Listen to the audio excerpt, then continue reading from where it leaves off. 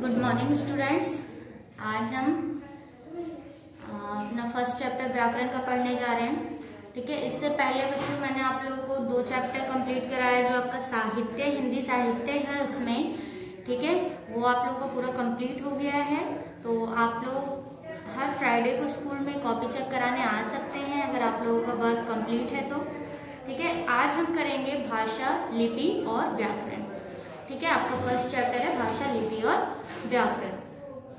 अब बच्चों आप लोग 6th में और क्या कहते हैं 5th में पढ़े थे। आप लोगों का 5th और 6th में भी सेम यही चैप्टर रहता है, भाषा, लिपि और व्याकरण, फर्स्ट चैप्टर। ठीक है, तो सबसे पहले बात आती है भाषा। भाषा क्या होता है?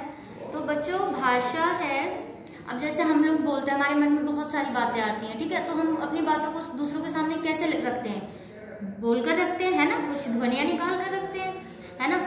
तो हमारे मन में जो भी विचार आते हैं दूसरों के सामने, चाहे तो हम लिख के उसे बताते हैं या फिर बोलकर बताते हैं, तो उसी को क्या कहा जाता है? भाषा कहा जाता है। भाषा एक क्या है? एक साधन है। किसका? अपने मन के भाव और विचारों को दूसरों के सामने बताने का क्या है? साधन है, माध्यम है। ठीक है, अब इसी में देखिए उपयुक्त चित्रों में दिखाए गए संकेत के माध्यम से आप समझ गए होंगे कि इसमें क्या बता रहा है। गार्ड ट्रेन चलाने का संकेत दे रहा है ना, हरी झंडी दिखाकर ट्रेन चलाने का संकेत दे रहा है। नीलू अपनी माताजी से रुपए मांग रही है। छोटा बच्चा रोकर अपनी माँ को बुला रहा है। ठीक है, तो कुछ बातें संकेतों द्वारा भी कही जाती हैं, यानी कि इशारे द्वारा भी कही जाती है। जैसे कि देख लो आप लोग, ट्रैफिक पुलिस होते हैं तो वो मुंह से तो बोलते नहीं है, जो हाथ के इशारे होते हैं उसी से बोलते हैं कि इधर चलो या फिर सामने जाओ। इस तरीके से इशारे से ही बोलते हैं ट्रैफिक हवलदार। और आप लोग क्रिकेट वगैरह में देखे होंगे, एम्पायर वगैरह जो होते हैं वो एम्पायर भी कैसे बोलते हैं? संकेत द्वारा ही बोलते हैं, इशारे करके ही बोलते हैं। सबका साइन होता है, सिक्सर का अलग साइन, 4 का अलग साइन, आउट का अलग साइन, ठीक है, नो बॉल का अलग साइन।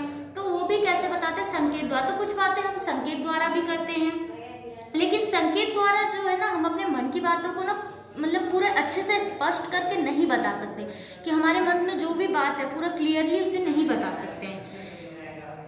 ठीक है, हर बात को संकेत द्वारा नहीं कर सकते हैं। तो अपनी बात को स्पष्ट करने के लिए बोलना तथा लिखना आना भी आवश्यक है, यानी कि अपनी बात को दूसरों के सामने अच्छे से बताने के लिए हमें बोलना भी आना चाहिए और लिखना भी आना चाहिए। इस प्रकार हम आपस में एक दूसरे के विचारों को अथवा भावों को सुन भी सकते हैं, दूसरों को अपने मन के विचारों का भाव को बोल भी सकते हैं। तो सुनते तथा समझते हैं। अतः भाषा ही वह माध्यम है जिसके द्वारा हम विचारों का आदान प्रदान करते हैं, यानी कि आदान यानी ग्रहण करते हैं, प्रदान यानी दूसरों को बताते हैं। ओके, तो अब देखिए भाषा शब्द वह धातु है। भाषा किस धातु से बना हुआ है? भाष धातु से बना हुआ है। संस्कृत में भाष धातु है, उससे बना हुआ है भाषा, जिसका अर्थ है कहना या बोलना।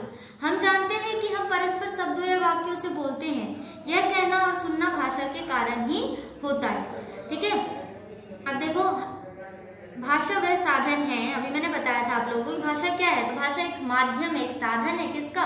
कि हमारी बातों का आदान प्रदान करने का, दूसरों को बताने का और दूसरों की बातों को समझने का। ठीक है, जिसके द्वारा हम अपने भावों और विचारों को बोलकर या लिखकर दूसरों तक पहुंचाते हैं। भाषा के रूप से हम जो कुछ बोलते हैं वह अर्थपूर्ण होना चाहिए, यानी कि अगर हम बोल दिए कुछ भी, ठीक, लेकिन उसका कुछ सटीक अर्थ निकलना चाहिए। ठीक है, बिना अर्थ के भाषा नहीं है। अर्थ ऐसा निकलना चाहिए कि सामने वाले को हाँ बोलते ही समझ आ जाए, अर्थहीन नहीं होना चाहिए। ठीक है, तो भाषा उसी को कहा जाएगा जिसका अर्थ होगा। ठीक है, अब देखिए आता है कि हम इतना तो समझ गए कि भाषा क्या है। अब आता है भाषा के 3 रूप होते हैं। ठीक है, भाषा के पहले आप लोगों ने 2 ही पढ़े होंगे, मौखिक भाषा, लिखित भाषा। ठीक है, तो मेन ये 2 ही थे, लेकिन अब इसमें एक और भाषा ऐड कर दी गई है। मौखिक को बोलते हैं बोलकर, लिखित को बोलते हैं लिखकर या लिखित, और संकेत द्वारा को बोलते हैं सांकेतिक भाषा। ओके, सबसे पहले आता है बोलकर, यानी कि मौखिक भाषा। मौखिक बोलकर एक क्या समझ आता है कि जब हम अपने मन में जो भी हमारे मन में बात आती है, ठीक है, वो जैसे कि आप मम्मी से बोलते हैं मम्मी भूख लग रही है।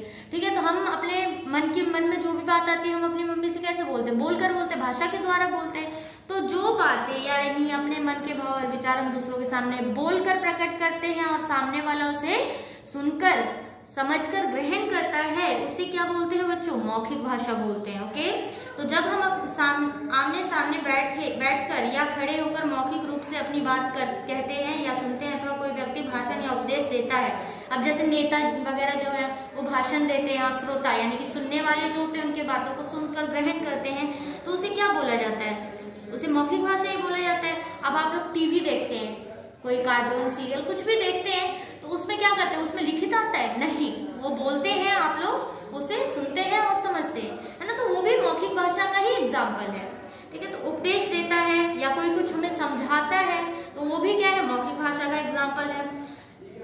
तो इसे मौखिक भाषा कहते हैं। जब हम मन के भावों अथवा विचारों को बोलकर प्रकट करते हैं तथा सुनकर समझते हैं, उसे मौखिक भाषा कहते हैं।